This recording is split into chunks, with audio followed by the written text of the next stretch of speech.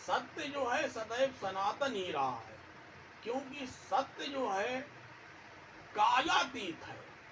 सत्य जो है समय की सीमाओं से परे है। सिखों के यहाँ एक संबोधन है सत श्री अकाल। उसका अर्थ है कि सत्य समय की सीमाओं से परे है। सत्य जो है, जहां तक सनातन सत्य का सवाल है,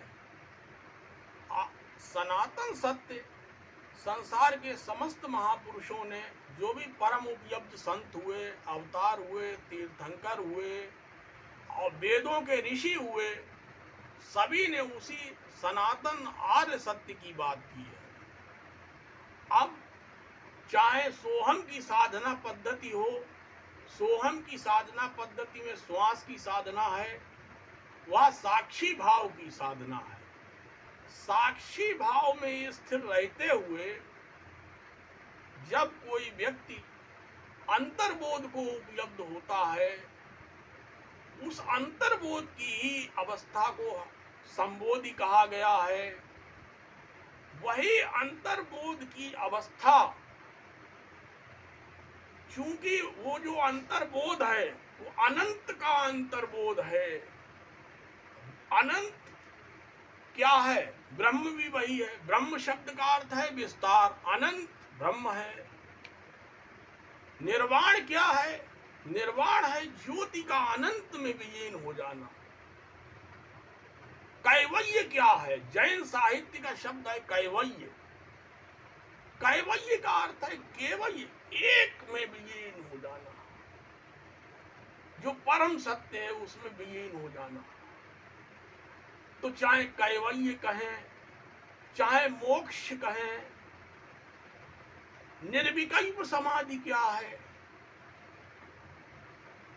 संबोधि शब्द क्या है, तो ये जो भी भाषा शैली जिस रूप में भी रही हो, जिसकी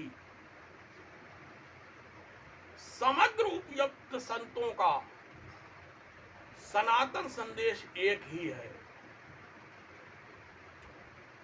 जैसे रामकृष्ण परमहंस ने कहा कि एक अजस्र धारा के, एक अजस्र जल धारा के कई घाट होते हैं। जैसे हमारे फर्रुखाबाद की गंगा है, हमारे फर्रुखाबाद की गंगा का एक बरगदिया घाट है, एक किला घाट है और घटिया घाट है, जिसे पांचाल घाट कहते हैं। श्रृंगी रामपुर का घाट है, धूम घाट नौसारा है। तो एक ही अजस्र धारा के तमाम घाट हैं, परंतु एक ही अजस्र धारा के ही तो घाट हैं। और उसी अजस्र धारा के पावन जल में स्नान करके हम सब पावन होते हैं। तो यही अजस्र जल धारा है जिसमें साक्षी भाव की साधना की जाती है, अवेयरनेस की साधना की जाती है। अब जैसे संबुद्ध पुरुषों ने कहा कि भक्ति का मार्ग क्या है, भक्ति का मार्ग भी वही है। जब प्रार्थना ध्यान बनती है, जब प्रार्थना ध्यान बनती है, और ध्यान जब, ध्यान क्या है? ध्यान जब, ध्यान एक्शन नहीं है, ध्यान नॉन एक्शन है। जब तक व्यक्ति क्रिया में है, जब तक कर्तापन में है, जब तक व्यक्ति अहंकार में है, जब तक व्यक्ति करने के भाव में है, तो अहंकार और कर्ता के भाव में क्या है? संयुक्तता है। और संयुक्तता के पार की स्थिति क्या है? साक्षी भाव, दृष्टा की अवस्था। तो जो दृष्टा की अवस्था है, उसी दृष्टा की अवस्था से, उसी अक्रिया के माध्यम से जब हमारी साधना अक्रिया रूप में प्रकट होती है, जब हम साक्षी भाव की में स्थिर होते हैं, तब हम सनातन सत्य के सन्निकट पहुंचते हैं।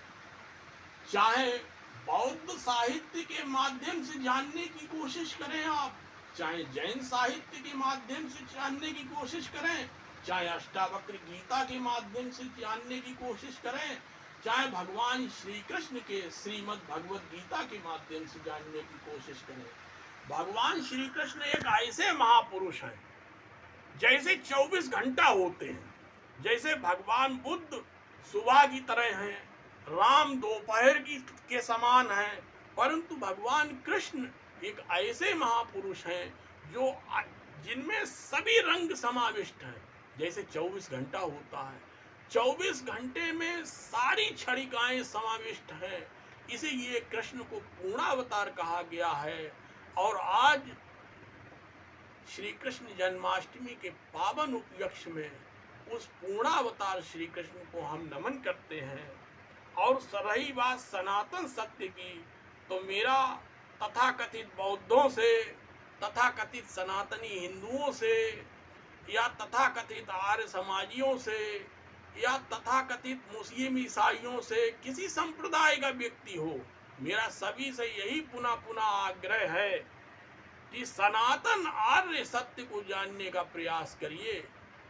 जो परम उपलब्ध महापुरुष हुए हैं, परम उपलब्ध महापुरुषों का अंतर्बोध क्या कहता है और अंतर्बोध की साधना का मार्ग कौन सा है, उसे खोजिए।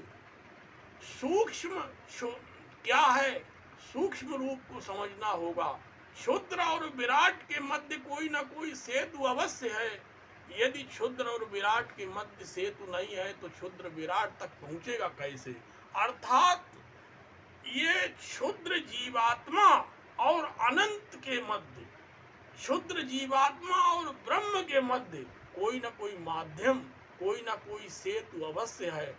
उसे भगवान बुद्ध ने विपश्यना कहा,